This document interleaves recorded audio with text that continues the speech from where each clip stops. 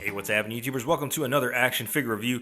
And today we have the new Hasbro Marvel Legends Thor Marvel's Ragnarok Target exclusive. I just got this in like 2 weeks ago now. I think it's been a while. It's just been sitting on my shelf, but meaning to review it. But without further ado, let's go and get started with the box art first. So on the front of the box, you see the Marvel Legends series logo at the top, Marvel's Thor, then Marvel's Ragnarok. And then on the side of the box, you see the artwork of Ragnarok.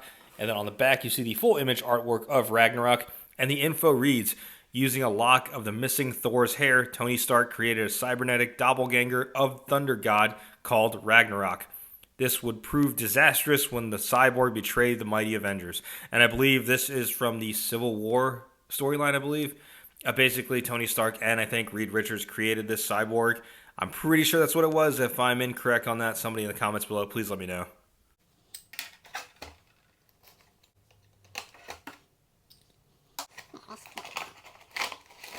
All right, here's Ragnarok out of the box, and let's take a look at his accessories first.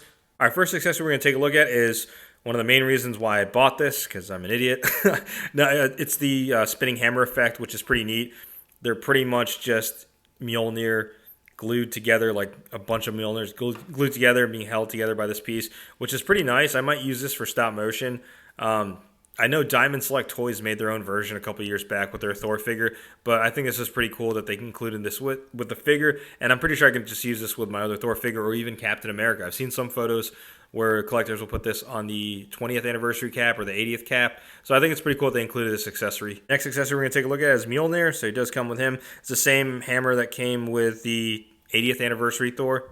He also comes with an additional open hand. Now, I think there was like some controversy when this figure was first announced because it was said it would include 2 hand sculpts and it's just one. I remember like collectors in the Facebook group were like, we should file a class action lawsuit. I'm like, for really? For one freaking hand sculpt? Come on, guys. It's not that serious. And he also comes with additional head sculpt.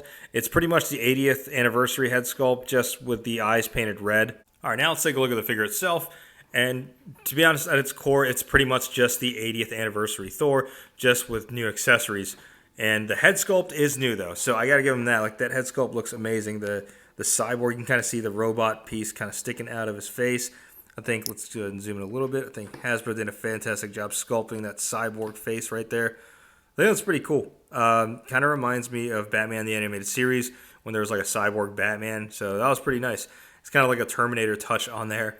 But in terms of like sculpting, it's exactly the same thing you saw on the 80th anniversary Thor, as well as articulation. The only thing I really didn't like about this was the cape was so damn heavy that like it always like now it's not going to do it. But on my 80th Thor, it always leans back just because of how heavy the cape is. I wish they would have at least improved the cape, kind of made it like a straight down cape as opposed to a windswept cape that you normally see on McFarlane Toys DC Multiverse figures. I wish they kind of just would have made it flat, straight. All right, now we're just going to jump right into size comparisons. And first size comparison, here he is standing next to the Marvel Legends 80th Thor. I think this was based off the Alex Ross art, but when I'm looking at them side by side, I am noticing considerable differences when it comes to the paint deco. First off, the belt, like the gold is more muted on here. It's more of like a brownish tone, whereas on the 80th Thor, it is more of a gold tone. I'm noticing on his boots as well, the gold is much brighter, just like I mentioned about the belt, as opposed to the Ragnarok Thor, and also it's also missing some paint applications right here. You see how the black right there? It's missing on this. And when I'm looking at the cape, I'm not sure if I'm bugging or not.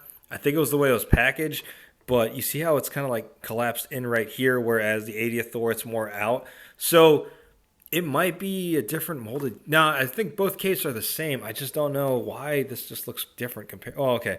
So yeah, it could just be that the way it was packaged in there, like you see how it's like inverted a little bit.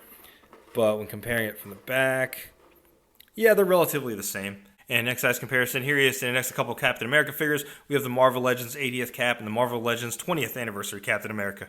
All right, next size comparison, here he is standing next to a couple Iron Man figures.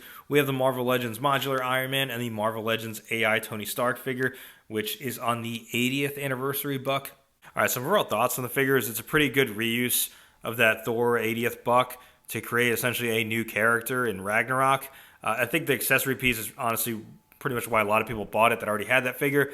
But for newer collectors, I'm noticing they're picking up this Thor figure as a stand-in for their classic Thor for the display or their collection, which is fine. It totally works with the additional head sculpt.